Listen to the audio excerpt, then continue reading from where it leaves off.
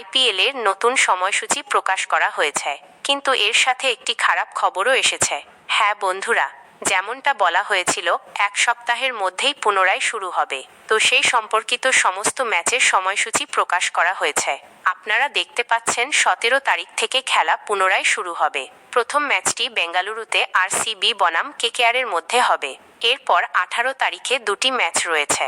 দিনের বেলায় হবে রাজস্থান রয়্যালস বনাম পাঞ্জাব কিংসের ম্যাচ। তারপর সন্ধ্যায় হবে দিল্লি ক্যাপিটালস বনাম গুজরাট টাইটান্সের ম্যাচ। এরপর 19 তারিখে এলএসজি বনাম সানরাইজার্স হায়দ্রাবাদের ম্যাচ। 20 তারিখে চেন্নাই সুপার কিংস বনাম রাজস্থান রয়্যালসের ম্যাচ। 21 তারিখে মুম্বাই ইন্ডিয়ান্স বনাম দিল্লি ক্যাপিটালসের ম্যাচ। 22 তারিখে গুজরাট টাইটান্স বনাম লখনৌ সুপার জায়ান্টসের ম্যাচ। 23 তারিখে আরসিবি বনাম এসআরএইচের ম্যাচ।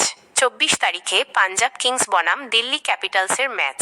এরপর 25 তারিখে আবারও দুটি ম্যাচ। দিনের বেলায় হবে গুজরাট টাইটান্স বনাম চেন্নাই সুপার কিংসের ম্যাচ এবং সন্ধ্যায় হবে সানরাইজার্স হায়দ্রাবাদ বনাম কলকাতা নাইট রাইডার্সের ম্যাচ। এরপর 26 তারিখে পাঞ্জাব কিংস বনাম মুম্বাই ইন্ডিয়ান্সের ম্যাচ। 27 তারিখ হলো লিগ পর্বের শেষ তারিখ, যেদিন ম্যাচ হবে আরসিবি বনাম এলএসজি-র। 29 তারিখে খেলা হবে কোয়ালিফায়ার 1। 30 তারিখে খেলা হবে এলিমিনেটর। এরপর 1 জুন কোয়ালিফায়ার 2 এবং 3 জুন ফাইনাল। কিন্তু এতে খারাপ কি আছে? এটা তো ভালো খবর যে খেলা আবার শুরু হচ্ছে। হ্যাঁ বন্ধুরা, যেমনটা আমি আপনাদের বললাম, ফাইনাল 3 জুন এবং ডাব্লিউটিসি ফাইনাল 11 জুন।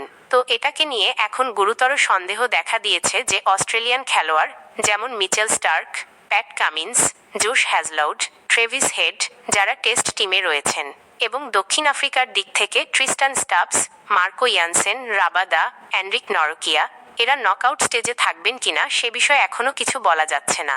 এবং এই সমস্ত খেলোয়াড় তাদের নিজ নিজ দলের জন্য অত্যন্ত গুরুত্বপূর্ণ ভূমিকা পালন করে। তো ফ্র্যাঞ্চাইজি এবং তাদের ভক্তদের জন্য এটি একেবারেই ভালো খবর নয়। তবে হ্যাঁ বন্ধুরা, এর ওপরে আপনাদের মতামত কি আমাকে কমেন্টে অবশ্যই জানাবেন।